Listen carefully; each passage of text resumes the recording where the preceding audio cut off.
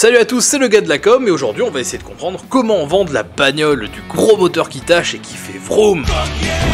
Historiquement, les marques automobiles nous ont toujours proposé des super pubs. Peugeot par exemple a fait rêver toute une génération de jeunes conducteurs qui pouvaient s'imaginer comme le prochain James Bond au volant de leur 205. Elle a su nous faire penser que la 206 c'était une voiture tellement cool qu'on ferait n'importe quoi partout dans le monde pour en avoir une pareille. Quelle que soit la marque, une publicité automobile avait toujours un côté émouvant, épique ou décalé qui la rendait mémorable. Mais si j'en parle au passé, c'est parce que depuis quelques années, très peu de pubs automobiles m'ont marqué. Et en vrai, j'ai plutôt l'impression de manger toujours la même soupe insipide avec une bagnole qui roule en ville pendant des plombes. Et sans se taper un seul bouchon, hein. Alors ça, déjà, c'est pas possible. Mais en plus, toutes les pubs se ressemblent et du coup, on s'emmerde. Pourquoi la publicité automobile est-elle devenue chiante alors qu'elle devrait justement nous faire rêver? En route pour un voyage qui sent bon le diesel, aujourd'hui, on va comprendre comment les constructeurs automobiles font pour nous faire acheter des bagnoles et surtout pourquoi la machine à désir est tombée en panne.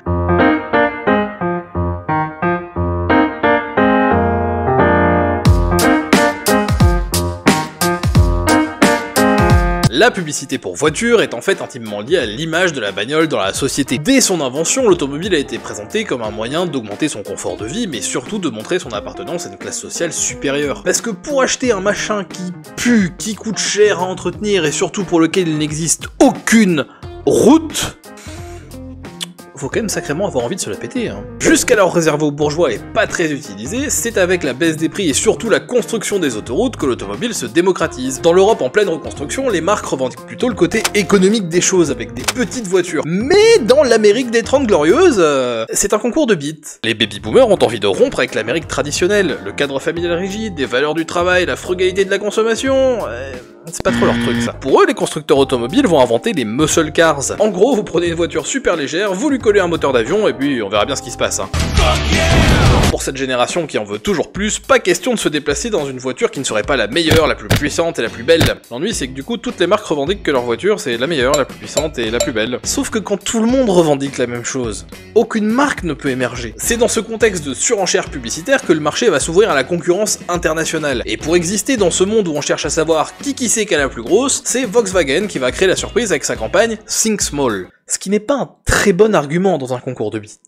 Alors que tous les autres invitent à voir grand, Volkswagen invite à voir petit. Les autres ajoutent des options, des couleurs et des chevaux à leur moteur. Volkswagen répond, nous on a enlevé le superflu. Nos voitures sont petites, moches, mais elles vous emmèneront là où vous voulez aller en vous faisant économiser de l'argent. Cette campagne est considérée comme une des meilleures pubs de tous les temps, donc je vous conseille d'aller voir la vidéo de un créatif qui aborde le sujet en détail, parce que ça vaut vraiment le coup. Pour ma part, si je vous en parle, c'est parce que cette campagne marque surtout un tournant dans la façon de communiquer dans l'industrie automobile. Désormais, on ne veut plus vous vendre un produit, on veut vous faire aimer la marque, vous amener à adopter sa vision du monde, à partager sa philosophie. Parce que dans les années 60, la société de consommation est en plein boom, les gens découvrent l'abondance de biens et de services à prix raisonnable, on est propriétaire de sa maison, de ses 2 télés, on part en vacances plusieurs fois dans l'année, et pour la première fois, on n'a plus besoin de rien. Se pose alors une question terrible pour les publicitaires. Comment pousser à la consommation une cible dont tous les besoins sont satisfaits? Eh ben en termes de manipulation, il faut se tourner comme toujours vers la pyramide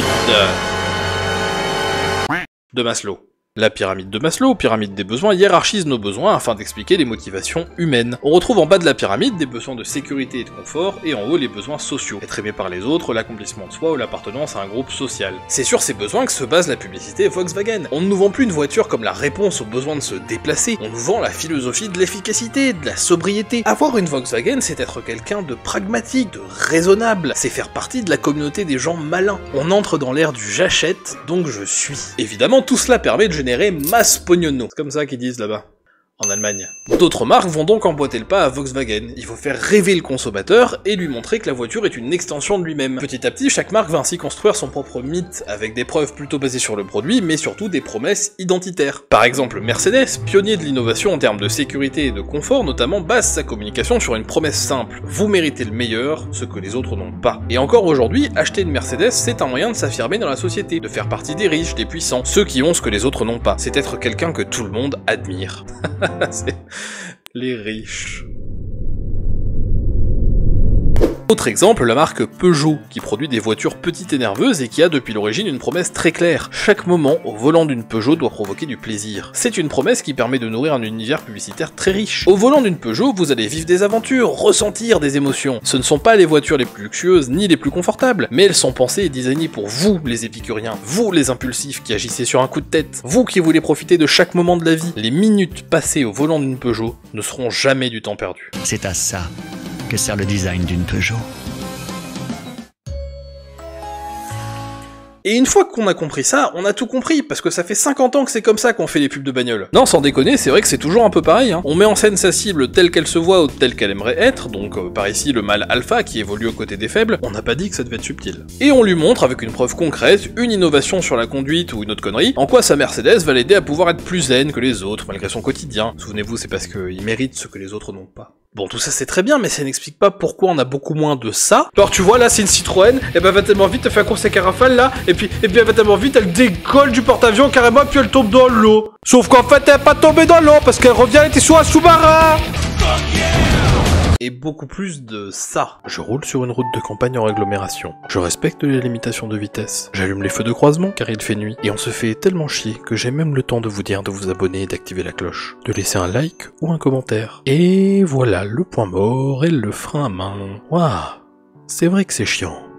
La première raison, c'est qu'on a tout simplement plus le droit de faire n'importe quoi. La RPP, la police de la publicité, vos papiers s'il vous plaît, a réalisé que ça faisait quand même vachement mauvais genre d'avoir des campagnes de sécurité routière et à côté des tonnes de campagnes de pub pour bagnoles où on fait absolument n'importe quoi. Il est désormais interdit entre autres de faire la promotion de la vitesse, d'encourager les comportements agressifs sur la route, de montrer des comportements qui vont à l'encontre des règles de sécurité basiques, et c'est surtout interdit si ça laisse sous-entendre que le système de sécurité de la voiture permet de compenser ces négligences. Évidemment, tout ça est un véritable coup dur pour les marques qui nourrissaient le fantasme du mâle alpha et de sa voiture qui va vite et au volant de laquelle il est invulnérable. Et concrètement, ça veut dire que toutes les pubs un peu cocaïnées de l'époque à la Fast and Furious vont devoir se passer du Fast et se passer du Furious. Du coup, il reste...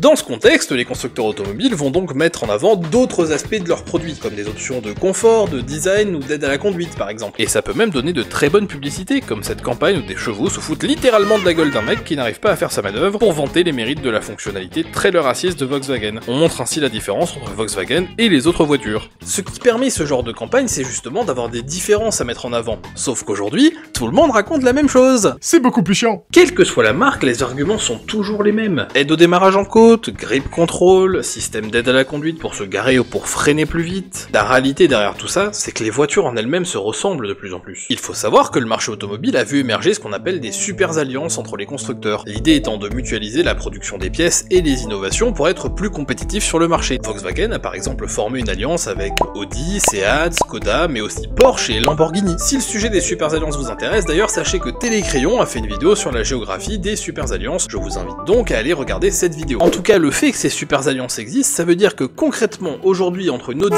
une Volkswagen et une Skoda, la seule différence qui persiste, c'est son prix. Et c'est pas des petites différences, hein. Entre une Audi A3 et son équivalent, la Skoda Scala, il y a quand même 10 000 balles d'écart. 10 000 balles!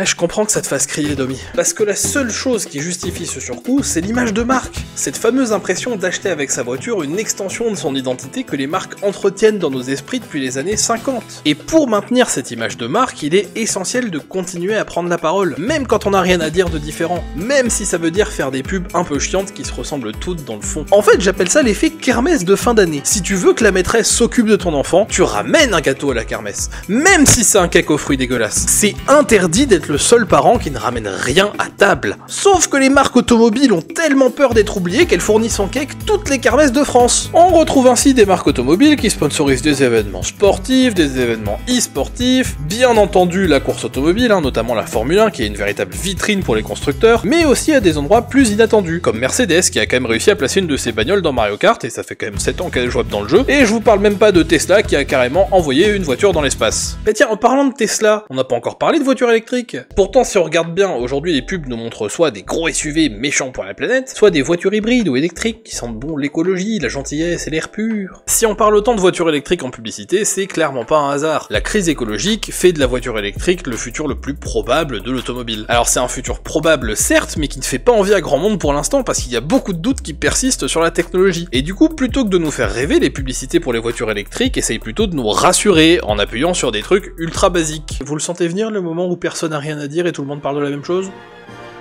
Et c'est le festival du chiant au pays de l'ennui. Et vas-y que c'est facile à charger, que c'est rapide à charger. Et la putain de surenchère sur le seul argument du monde apparemment, l'autonomie, messieurs dames. Tout le monde parle de la même chose. C'est la théorie de la kermesse, c'est un concours de bits, c'est chiant, c'est nul, et c'est rechiant derrière. On sent bien que les constructeurs ne sont pas à l'aise pour parler d'électrique et qu'ils y vont plutôt par obligation aujourd'hui. Et c'est pas étonnant, parce que aller sur le terrain de l'électrique, c'est forcément devoir prendre position en termes d'écologie. Par le passé, certaines marques automobiles, comme Volkswagen, ont essayé de s'exprimer sur l'écologie, avec un positionnement pragmatique. On expliquait que c'était pas possible de réduire à zéro le bilan carbone, mais qu'ils faisaient le maximum pour réduire les émissions de CO2 de leur voiture. Alors, comment vous dire Procès du Dieselgate, le groupe Volkswagen. Le scandale des moteurs truqués pour tromper les tests de pollution.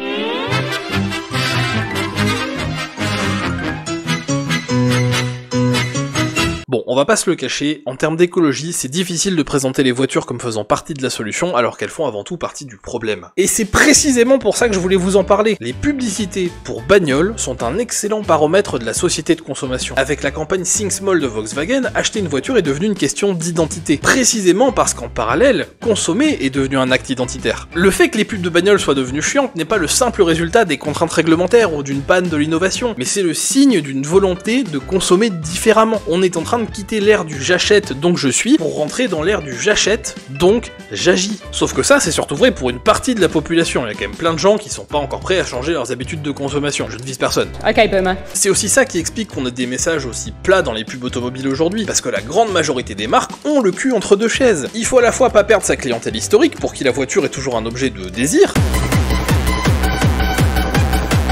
en même temps déjà chercher à séduire sa cible de demain, qui va chercher pas forcément une voiture à tout prix, mais plutôt une solution pour se déplacer. Dans tout ça, j'ai quand même trouvé une marque qui propose quelque chose de différent, une philosophie nouvelle qui admet que pour se déplacer, parfois on peut avoir besoin d'une voiture et parfois non. Que pour consommer uniquement ce dont on a besoin, il est plus judicieux de louer une voiture, un scooter et une trottinette électrique et de s'adapter en fonction des besoins. Cette offre de Seat provoque chez moi un émoi considérable. Je suis hyper content. Parce que c'est le signe concret que si ce type d'offre se met à marcher, alors les constructeurs automobiles d'aujourd'hui vont changer de métier. De vendeurs de bagnoles, ils pourraient devenir des vendeurs de mobilité. Et ça serait cool, putain. Tout ça, c'est des hypothèses et ça demande de se projeter un petit peu dans le futur. Mais je trouve ça quand même dingue de se dire qu'une industrie aussi solide que l'automobile pourrait demain carrément changer de métier. Ce qui est sûr, c'est qu'on vit dans une époque de changement et l'automobile n'est ni le premier ni le dernier secteur à devoir évoluer pour s'adapter aux nouveaux consommateurs. Et personnellement, j'ai plutôt hâte d'être là pour suivre toutes ces évolutions. Et en tout cas, nous pourrons suivre ces évolutions ensemble sur ma chaîne, donc n'hésitez pas à vous abonner, activer la cloche,